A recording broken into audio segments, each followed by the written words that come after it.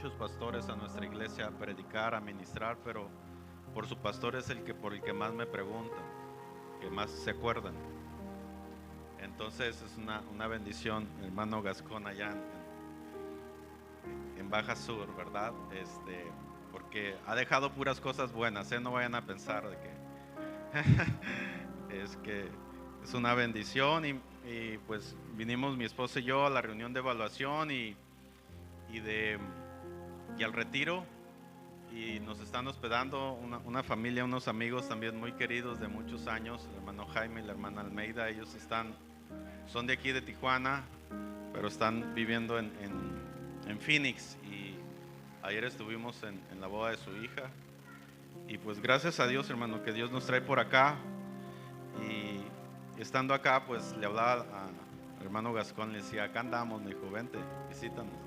Y es que ya había venido, ya había venido y nada más me había acordado. Y dije, no, sí tengo que ir para allá, ¿verdad? Y le doy gracias a Dios por este tiempo. Y quiero compartirles una palabra, hermanos. Me compartía el hermano que están en el año de la plenitud para la iglesia, en esa visión y en esa fe, y quiero compartirte una palabra en ello, basada en Génesis. Abran sus Biblias en el libro de Génesis, capítulo 8, vamos a empezar por ahí. Manténganla ahí abierta. Y vamos a hablar de la vida de Noé, de tres aspectos de la vida de Noé. Noé es un gran hombre de Dios. Y la pregunta es, ¿cuándo la tuvo más fácil Noé? ¿Antes del diluvio o después del diluvio? ¿Qué sería más difícil para Noé? ¿Construir un arca para que su familia y el mundo se salvara antes del diluvio? ¿O hablar de restauración después del diluvio? ¿Hacer quedar bien a Dios después del diluvio? ¿Qué es más fácil? A ver, si fuéramos a Venezuela y les quisiéramos hablar de Dios, de un Dios que ama, de un Dios que restaura, de un Dios, es difícil, ¿verdad? Porque a veces no lo concebimos así, después de una catástrofe, después de un problema. Entonces la pregunta, hágasela, ¿qué fue más fácil para Noé? ¿Construir el arca para que el pueblo, la humanidad se salvara? ¿Predicarles? ¿Llevarlos al arca? ¿La transición del diluvio? ¿O después del diluvio, el reto que vino para Noé después del diluvio, de hablar bien de Dios positivamente para que el pueblo no se olvidara de Dios, para que el pueblo no culpara a Dios? Entonces sobre ese punto quiero hablarte de lo que hizo Noé post-diluviano, después del diluvio. Noé predicó muchos años a la gente y dice la palabra que nadie le creyó. Él entró y su familia y los animales. Conocemos el pasaje, la historia de cómo el arca pasó bastantes meses en calla y luego Dios hace secar las aguas, y cuando sale Noé del arca, Noé tiene un gran reto. Quiero hablarte de esa plenitud que Noé buscaba para la humanidad, para esa nueva generación que venía. Génesis capítulo 8, verso 20 dice, y edificó Noé un altar a Jehová, y tomó de todo animal limpio, toda ave limpia, y ofreció holocausto en el altar. Número 1, Noé se encontraba en una nueva generación. Él quería una generación limpia, quería una nueva estirpe, una humanidad nueva, renovada. Pero la palabra de Dios dice que ellos venían de una catástrofe, de algo muy difícil. Y lo que primero hace Noé para empezar a edificar el ánimo de la gente, para que la gente pudiera llegar a una plenitud, la plenitud que tuvo la descendencia de Adán en el huerto, Noé ahora quiere restaurar esa plenitud y esa comunión con Dios, esa totalidad del hombre, esa realización del hombre con Dios. Pero ¿cómo le haces? ¿Cómo restituyes lo que el ladrón se ha llevado? ¿Cómo levantas a esa vida tan dañada, tan lastimada? ¿Cómo le haces? Noé sale del arca y mira la devastación, toda una tierra salitrosa, el mar había inundado toda la tierra. Y lo primero que Noé hace, hermanos, es edifica un altar. Dice Génesis capítulo 8, verso 20, que lo primero que Noé hizo es construir un altar. ¿Por qué Noé construyó un altar? Porque el propósito del altar es enmendar, es perdonar, es sanar, es cerrar una herida. Lo primero que Noé hace es, él edifica un altar. Él pide perdón a Dios por su transgresión. Él está pidiendo perdón por la humanidad, por todo lo que ha pasado. No culpa a Dios, sale del arca y dice, desnudo salí del vientre de mi madre, desnudo voy a volver allá, sea el nombre de Dios bendito. Qué difícil es en este tiempo. Pero Él quiere dejar una humanidad completa, una humanidad vasta, una humanidad en plenitud. Así es que tiene que empezar por el perdón, y lo primero que Él hace es levantar un altar. Queremos la plenitud de Dios, lo primero que tenemos que hacer, hermanos, es levantar un altar. Levantar un altar. Tal vez tú vengas saliendo de un diluvio económico, de un diluvio moral, de un diluvio matrimonial, de un diluvio de autoestima, de un diluvio de muchas cosas. Y has abierto la puerta y lo único que ves es desolación. Lo único que ves es un desierto. ¿Cómo le haces para empezar de nuevo? ¿Quieres la plenitud? Empieza con un altar. No empieces culpando a Dios. ¿Por qué, Señor? ¿Por qué te la llevaste? ¿Por qué te lo llevaste? ¿Por qué murió? ¿Por qué esta enfermedad? ¿Por qué esta deuda? ¿Por qué esta situación? ¿Y por qué esto? Y empezamos a culpar a Dios. No, ese es el camino. No es el camino para la restauración. El camino es levanta un altar. Pide perdón a Dios. Habla de restauración. Habla de volver al camino. Lo único que Noé quería hacer era sanar esa herida. Era lógico que sus hijos y su familia no querían nada con Dios. Para ellos tal vez era un Dios malo. Mira todo lo que hizo Dios. Devastó niños, mujeres, ancianos, no le importó nada. Y esa mentalidad Noé tenía que hablar positivamente. Por eso Noé no culpa a Dios, sino va y hace un altar y le dice: perdona a la humanidad. Queremos esa plenitud en el Señor, tenemos que, número uno, levantar un altar. No culpar a Dios por las cosas que han sucedido. No echarle la culpa a Dios, no reclamarle a Dios, porque una de las cosas que más a veces hacemos en el altar es: ¿por qué, Señor? ¿Por qué esto? ¿Por qué lo otro? ¿Por qué no venir al Señor y decirle: Padre, quiero enmendar, quiero cerrar esto, quiero que sanes la herida? Número dos, el segundo propósito de que Noé levanta un altar es invocar el nombre de Dios. Quiere invocar a Dios, quiere alabarlo. Pero ¿cómo va a alabar a un Dios tan malo que acaba de destruir al mundo? Vamos a la iglesia, hermano, vamos a la iglesia, hermana. No, ¿para qué? Si Dios hubiese estado, no hubiese muerto mi hijo. Si Dios hubiese estado, no me hubiesen violado. Si Dios hubiese estado, no hubiese perdido mi casa, mi carro, mi matrimonio, mi familia, mi salud. Si Dios existiera. Si queremos culpar a Dios de todo. Pero lo primero que hace Noé es pedir perdón, y segundo es establecer una relación con Dios. Él sabe que eso se ha roto, él sabe que eso se ha perdido. No hay hombres que invoquen a Dios, no hay hombre justo sobre la tierra, solo un hombre que desea restablecer la relación con Dios, desea la plenitud de Él, la que tuvo su padre Adán.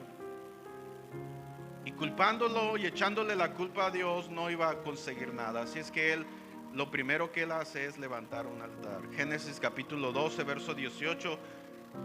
Abraham es conocido por un hombre que levantó muchos altares en la Biblia, por lo menos 4 altares hay en Génesis de Abraham. A donde quiera que iba Abraham levantaba altar.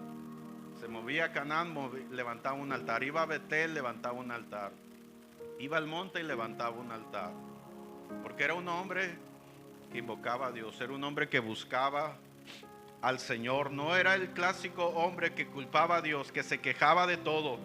Si hacía calor, si hacía frío, si hacía hambre o había sido satisfecho. Era un hombre que quería invocar a Dios. Necesitamos invocar a Dios. El mundo está enojado con Dios afuera, porque tienen la concepción de un Dios malo, de un Dios perverso, de un Dios que no tiene misericordia del hombre, del niño, de la mujer, que no hace distinción, y la gente lo usa como pretexto para no ir a la casa de Dios, para no invocar el nombre de Dios. Tenemos que hacer altares, tenemos que invocar el nombre de Dios para restablecer esa comunión con Dios. Noé sabía que iba a empezar una nueva generación, era la vida de sus hijos, eran sus hijos, era el amor a sus hijos. Él sabía que iba a morir, aunque vivió 300 años, más de 350 años después del diluvio, pero él sabía que moriría. Y algo muy interesante, hermano, en la vida de Noé, a diferencia de la vida de Adán, es que Adán no pide perdón. Ustedes nunca ven un pasaje, un texto, un versículo en el que Adán pide perdón a Dios. Número 2, Adán no levanta nunca un altar. No hay un solo altar en la Biblia citado por Adán. Adán no invocó el nombre de Dios, no buscó a Dios. Pero aquí vemos a un hombre que está haciendo algo muy diferente a lo que hizo Adán, su padre. Y ahorita vamos a ver cuáles son las consecuencias de la diferencia de Adán y la diferencia de Noé. El tercer propósito de levantar un altar, Génesis capítulo 9, verso 9, dice: yo establezco mi pacto con ustedes, dice, y con sus descendientes, con sus generaciones. Dice el verso 11 de Génesis 9. Y nunca más, dice, y nunca más destruiré la tierra. Verso 16. Dice: y yo lo veré y me acordaré del pacto que he hecho contigo. Cuando Noé empieza a hacer altares y empieza a invocar a Dios recurrentemente, Dios lo llama y le dice: hagamos un pacto. Dios busca gente que le invoque. Por eso dice la palabra, dice: busqué entre los hombres quien hiciese vallado, quien se pusiese a la brecha, quien fuera un pacificador, quien interviniera, dice, pero no lo encontré. Noé fue un hombre, hermano, pacifista, fue un hombre que intervino por sus generaciones. Dice la palabra de Dios que lo que hizo Noé fue establecer un pacto. Dios lo llama y le dice: voy a hacer un pacto contigo, Noé. El pacto de Dios no lo hizo con Adán. Dios no lo está haciendo con Adán, está haciéndolo con Noé. Muchas generaciones después. ¿Por qué Dios no hizo un pacto con Adán? De respetar su descendencia, de amar a sus hijos. Porque Adán no levantó pactos, no levantó altares, no hizo pactos, no adoró a Dios. Pero acá vemos a un hombre que está empezando de nuevo y quiere la plenitud del Padre en él, quiere la plenitud de Dios y quiere empezar de nuevo. Y así es que él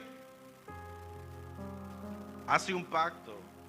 ¿Y cuál es la diferencia del pacto? La diferencia del pacto es que a la descendencia de Adán, cuando la maldad llegó a su límite, Dios dijo: voy a destruir al hombre. Voy a destruirlo porque han llegado al límite de su maldad. Y Dios buscó algo que lo detuviera, algo para no hacerlo, para no destruir a la humanidad. Y no lo encontró porque no había altares y no había pacto con Adán. Hasta el capítulo 5 de Nog, la descendencia de Nog, se empiezan a invocar los hombres a Dios. Y dice la Biblia que el diluvio viene sobre los descendientes de Adán y sobre los descendientes de él, de Eva. Dios los rayó de la tierra, Dios los extinguió y solo guardó a Noé. Ahora, ¿cuáles eran mejores, los hijos de Noé o los hijos de Adán? Es que los hijos de Noé eran perfectos, no pecaron, no hicieron lo malo. No, hermano. Los hijos de Adán se perdieron, hicieron lo malo, pecaron. Los hijos de Noé hicieron exactamente lo mismo. En cuanto ellos empiezan a poblar la tierra, ¿qué creen? Empiezan a pecar, exactamente a hacer lo mismo que hicieron los hijos de Adán. Pero en el capítulo 11, ¿qué creen? Para el capítulo 11 la maldad del hombre ya había llegado de nuevo a su límite, al tope. Y Dios dice: voy a visitarlos porque tengo ganas de destruir la tierra. Pero cuando llega en el capítulo 11 y encuentra a los hombres de Babel, rebeldes, que no quieren nada con Dios, y Dios enojado, y cuando llega a Babel, casi con una espada desenvainada, y mira la generación de Noé, Dios se acuerda del pacto de Noé.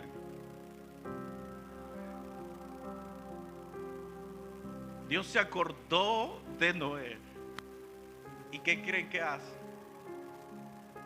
Se da la vuelta y dice: solo confundamos sus lenguas y vámonos. El hombre es malo, tengámosle paciencia. Y dice la palabra de Dios, si usted lee en el pasaje, dice que Dios se asciende de nuevo y solo confundió sus lenguas. ¿Por qué fue Dios más clemente con la descendencia de Noé a con la descendencia de Adán? Si los dos fueron iguales, de perversos y de malos. Está en el capítulo 9, verso 16. Dios hace un altar, un arco iris en las nubes, y dice: yo quiero ponerlo ahí para que cuando yo lo mire y esté enojado, me acuerde del pacto y eso me detenga, me contenga. Dice la palabra de Dios en Éxodo que Dios visita la maldad de los padres, el pecado de los padres. Dios lo trae sobre los hijos, sobre la tercera y cuarta generación. Pero la misericordia de Dios está por 1000 generaciones. Qué bendición es, hermano, que Dios busque a tus hijos, y cuando tus hijos anden perdidos, extraviados, como los hijos de Noé, Dios llegue y los traiga con lazos de amor y misericordia.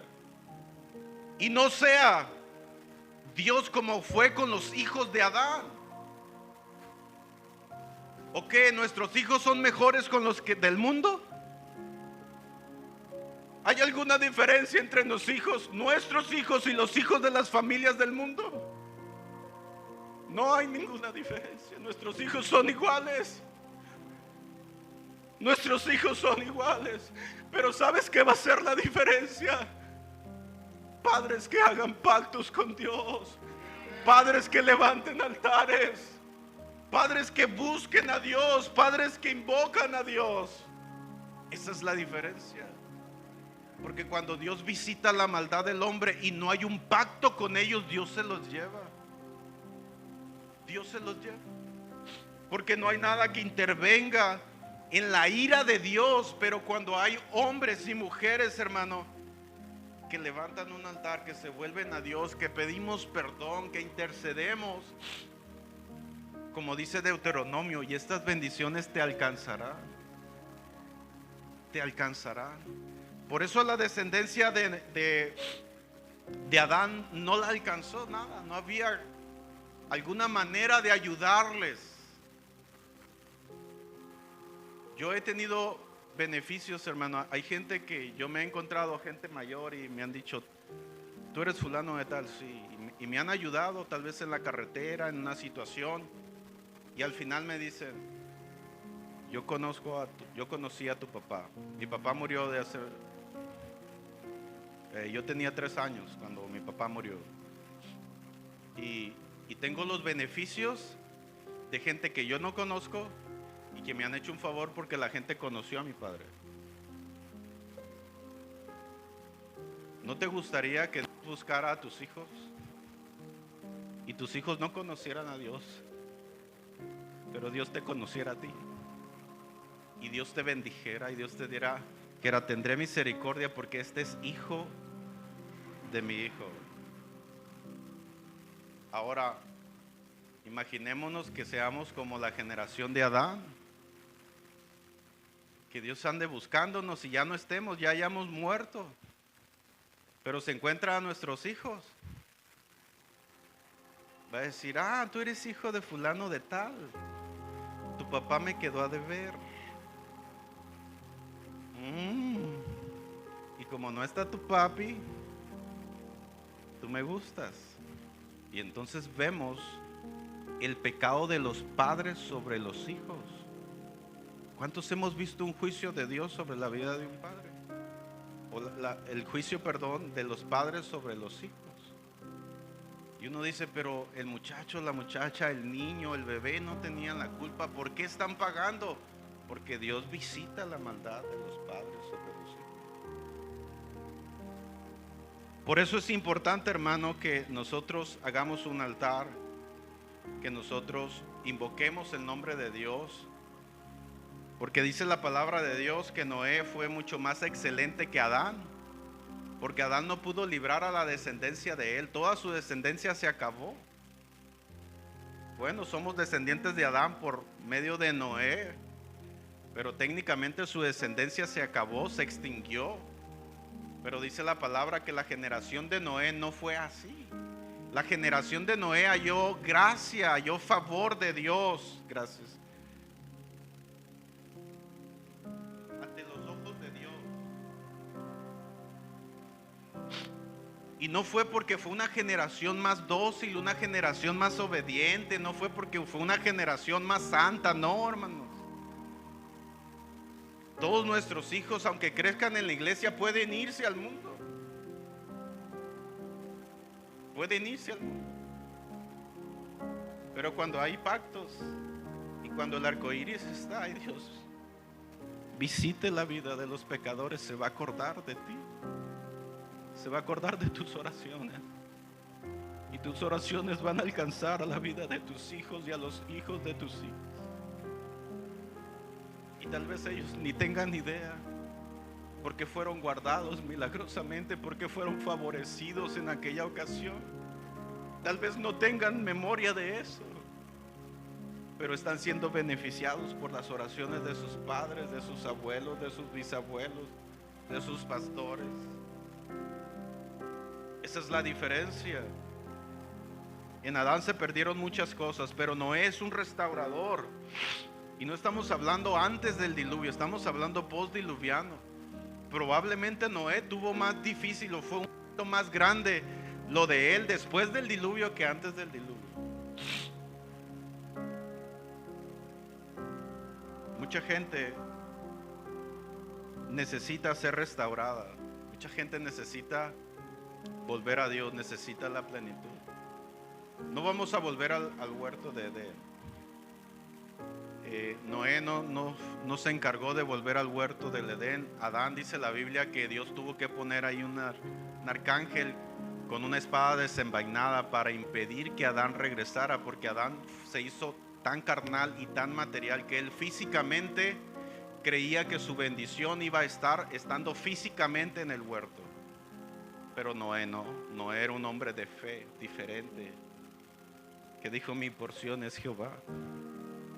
No ocupo regresar al huerto, donde yo esté, Dios está, y Dios va a guardar mi vida y la de mis hijos. Él creía que la bendición sobre su vida era la bendición de Jehová. No importara el lugar, no importaba el trabajo, no importaba la clase social, la iglesia, el concilio. El hombre creía que Dios podía manifestarse en cualquier lugar. Era tan grande su fe que no dependía del huerto. No dependía del huerto. Dijo: Dios me puede hacer bendito aquí o en China o en cualquier lugar. Por eso los hombres de fe, Abraham, cuando se trata de repartir la tierra, dice la Biblia que que su sobrino Lot dice: yo quiero las llanuras, quiero lo más bendecido, yo quiero lo gabacho, dijo. Y Abraham dice: no, a donde me toque, si me tocan las montañas, si me toque el valle, donde me toque, Dios me puede hacer bendito. Y dice la Biblia que Abraham fue más agraciado que su sobrino. Los altares, hermanos, guardan la vida de nuestros hijos y restituyen lo que el pecado destruyó en el huerto. Haz de tu casa, haz de tu familia un nuevo huerto, un huerto de fe. Levántate cada día a levantar vallados sobre la vida de tu familia, de tus hijos. Y vas a ver que Dios va a bendecir tu casa y tu familia. Número 2, ¿qué otra cosa hizo Noé después de que salió del arca? No solamente edificó un altar, sino plantó una viña. Génesis capítulo 12, verso 20. Noé se dedicó a cultivar la tierra y plantó una viña. ¿Qué significa plantar una viña después de salir del arca? Significa hablar positivamente con los hijos. Ahora sus hijos eran el único auditorio, era la única iglesia que Noé tenía hasta ese momento. Así es que eran los únicos a los que había que predicarles, eran los únicos que había que meterlos al redil. Y plantar viñas significa tener esperanza. Noé le estaba hablando, acuérdense, no a ángeles, estaba hablándole a gente pecadora, a gente perversa, a gente mala. Pero ¿cómo le haces para levantar el ánimo? Planta una viña. A veces hay personas que invitan a la iglesia a personas, pero ellos no vienen. A veces hay personas que invitan a la oración, pero ellos no oran. Invitan a la santidad, pero ellos no son santos. Noé no era así. Noé sabía que necesitaba levantar el ánimo de sus hijos. Y lo primero que hace es: vengan, hijos, vamos a plantar una viña. ¿Estás loco? ¿Que no acabas de ver lo que Dios acaba de hacer? Si plantamos una viña, de seguro va a venir mañana y nos va a pisotear nuestro huerto. Los hombres estaban desmoralizados, enojados con Dios, airados. Pero Noé tiene el reto de hablarles positivamente, y cuando él planta una viña les está hablando de fe, porque quien planta un árbol es porque quiere frutos. Si tú plantas un guayabo, un ciruelo, un tamarindo, cualquier árbol, tú tienes la esperanza. ¿Y por qué lo plantas? ¿Y por qué lo cuidas? ¿Por qué lo defiendes? ¿Por qué lo riegas? Porque esperas los frutos. Noé quería frutos. ¿Y cómo les iba a edificar en su vida? Plantando una viña, haciendo una obra. No solamente Noé era una persona que hablaba mucho, sino que lo que hablaba lo demostraba. Noé les decía a su familia: Dios va a restaurar la tierra, de nosotros va a salir multitud de personas, van a llenar la tierra. Y la gente: no, hombre, nos vamos a enfermar, nos vamos a morir, se va a acabar todo. Y pesimistas, malos. Pero Noé dice: no, y les quiero demostrar que Dios me habló y me dice que Dios nos va a bendecir y vamos a plantar una viña, porque hay esperanza de recibir fruto. Jeremías capítulo 29, verso 5.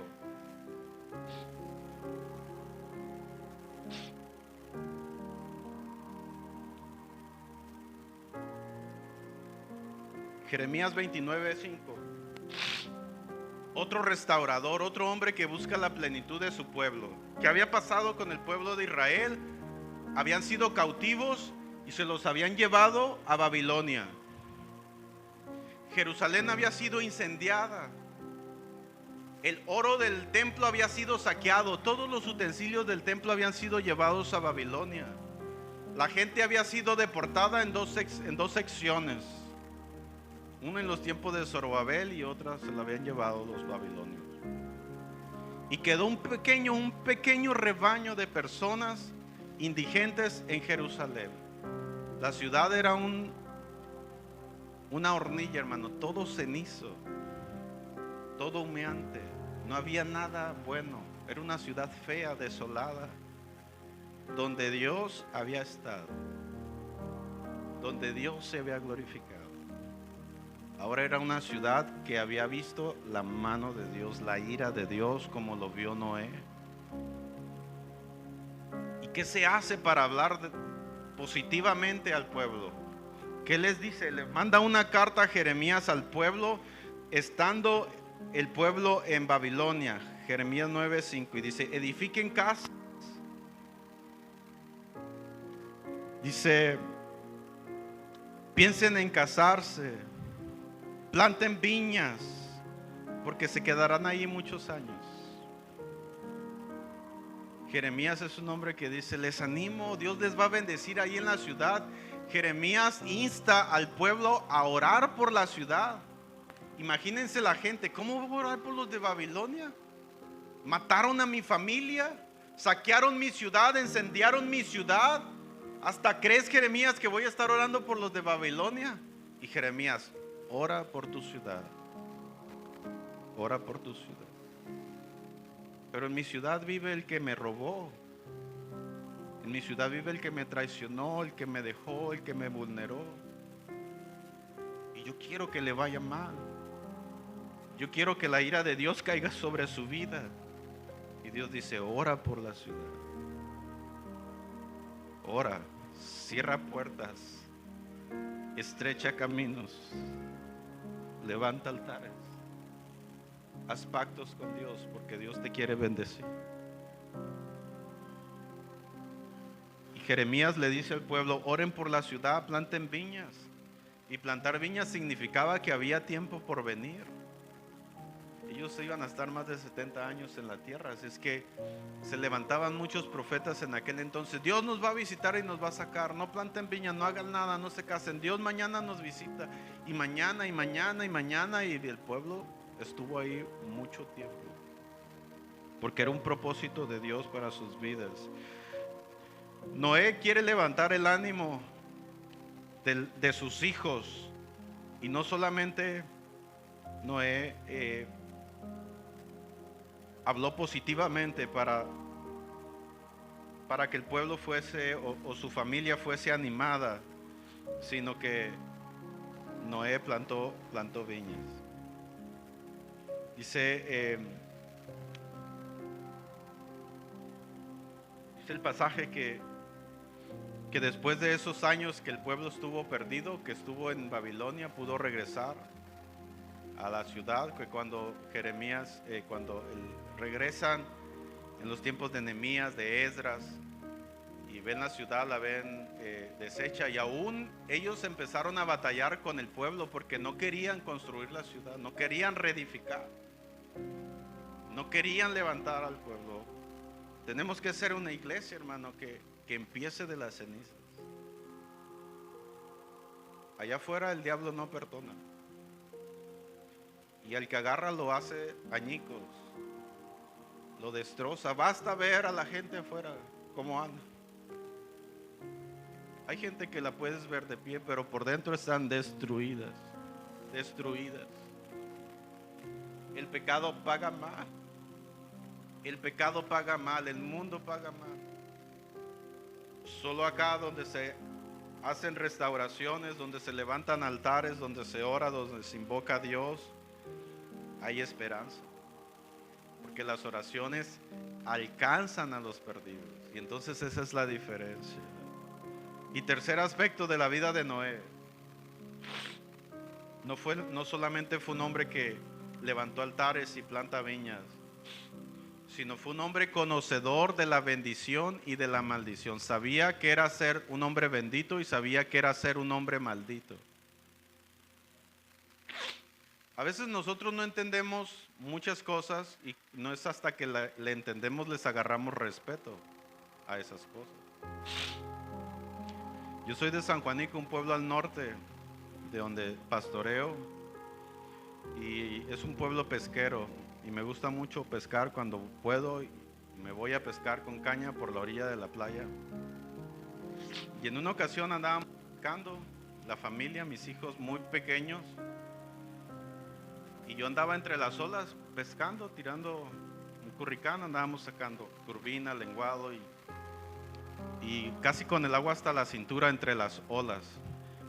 Y no recuerdo si era Efraín, mi hijo, estaba pequeño así, muy pequeño, y él no conocía el mar, nunca había entrado al mar.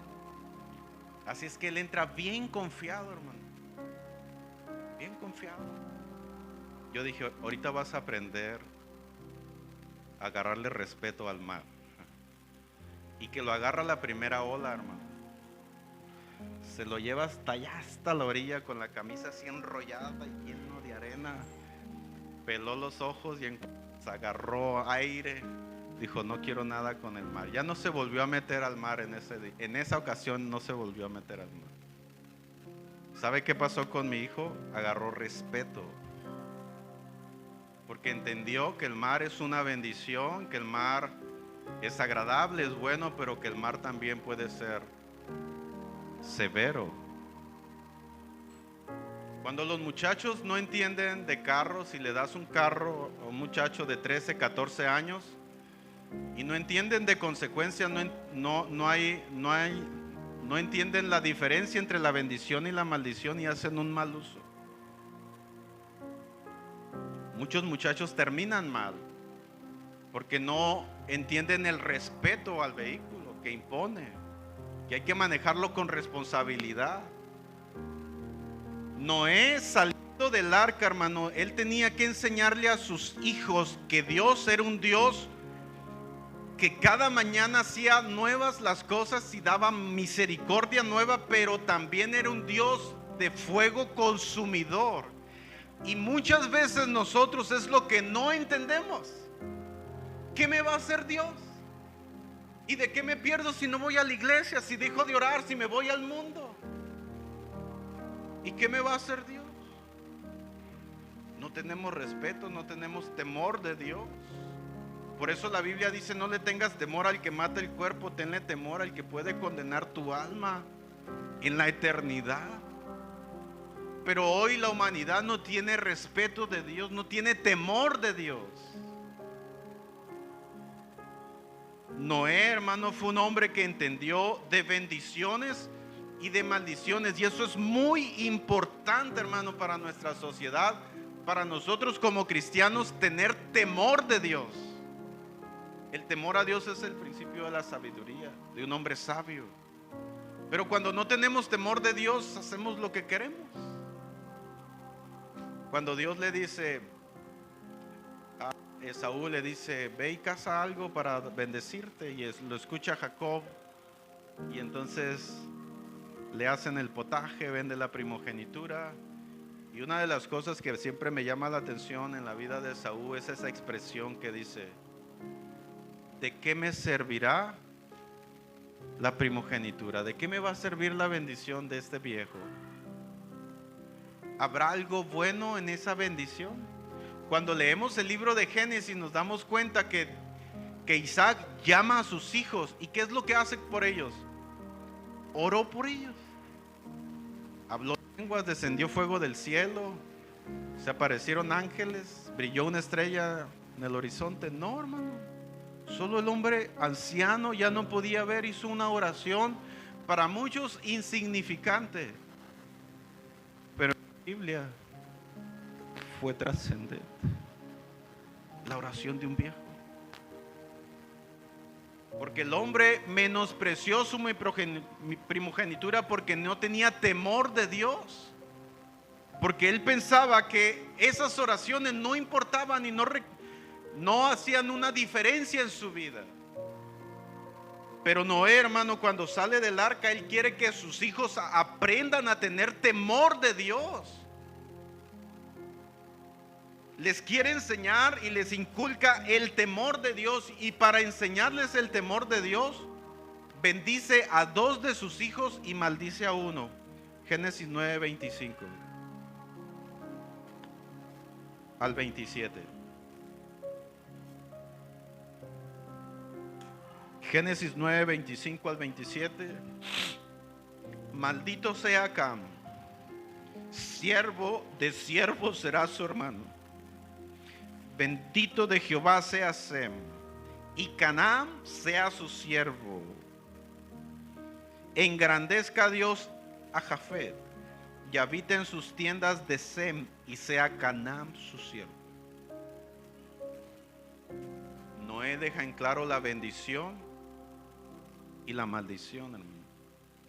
Por eso cuando venimos delante de Dios tenemos que entender que Dios es un Dios de amor, de misericordia, de bondad, de gracia. Es un Dios vasto en misericordia y amor, pero también tenemos que entender que es un Dios como fuego consumidor, ni un límite. Y cuando nosotros no entendemos eso, hermano, podemos traspasar los límites de Dios, de la misericordia de Dios.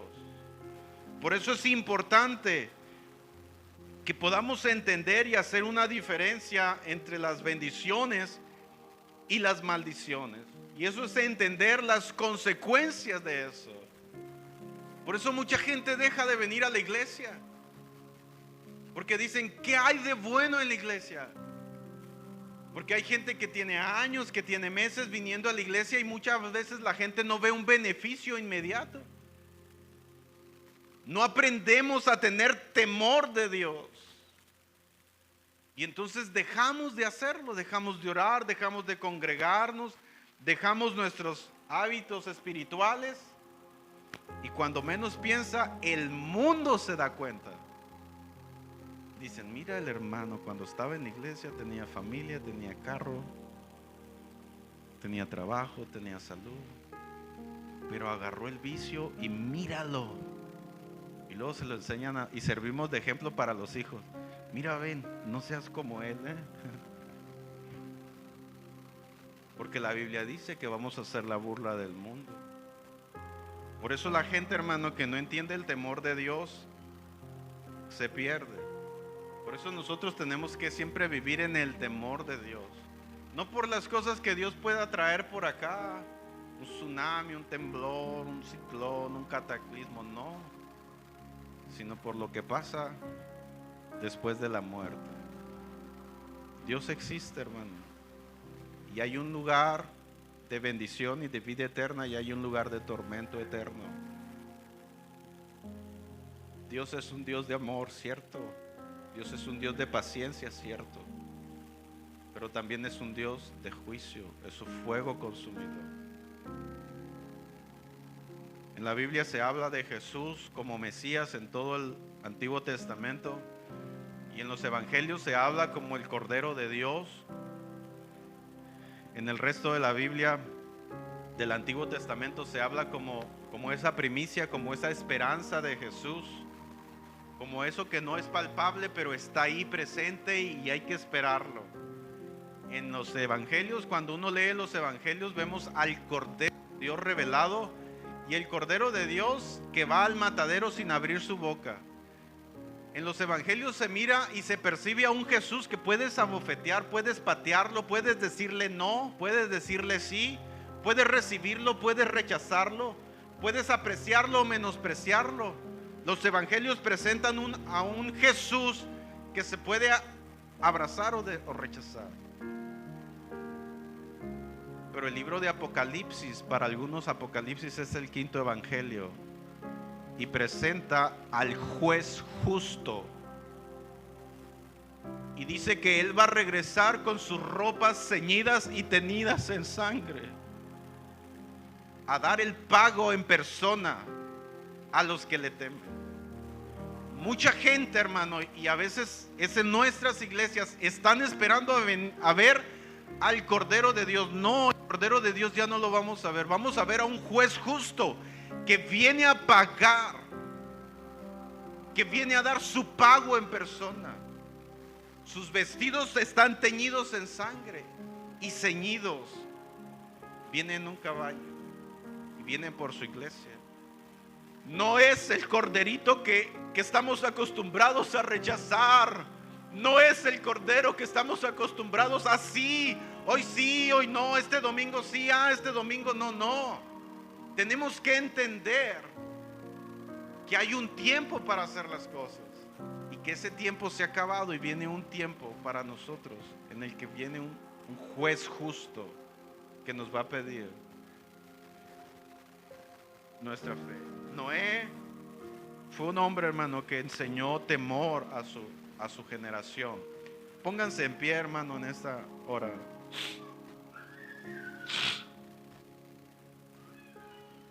Para mí las condiciones que Noé estableció fueron más plenas que las que estableció Adán.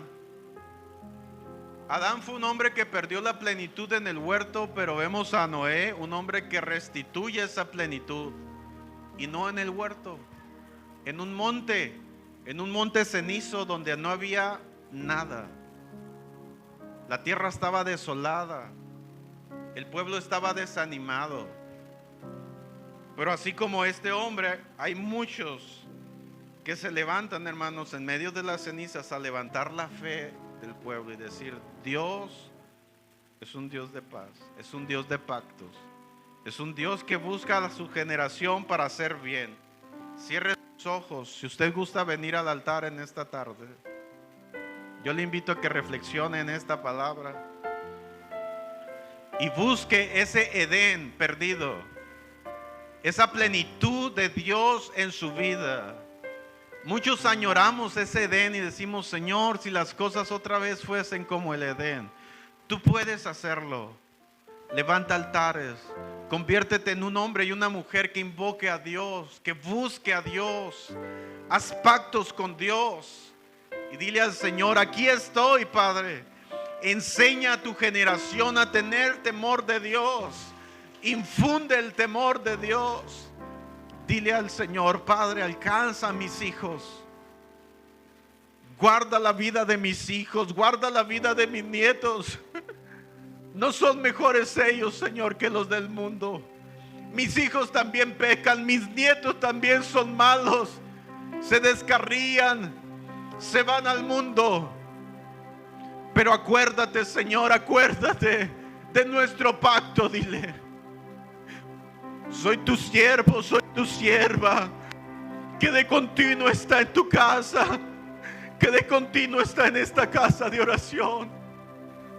Te pido, Señor, dile, que estas oraciones alcancen a mis generaciones, Padre, para que cuando la ira tuya se encienda sobre mis generaciones, sobre mis hijos, tu amor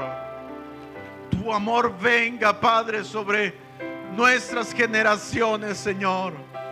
En esta tarde, en esta hora, Señor, ponemos en tus manos nuestras vidas para hallar perdón, socorro, alivio, sanidad, Señor, en tu huerto, en ese huerto de fe, en esa fe, Señor.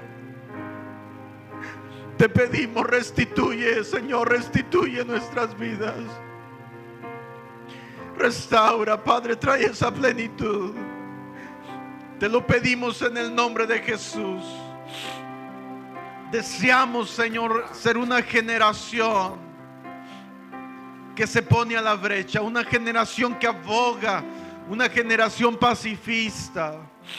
Queremos ser como Noé, Señor, en esta tarde.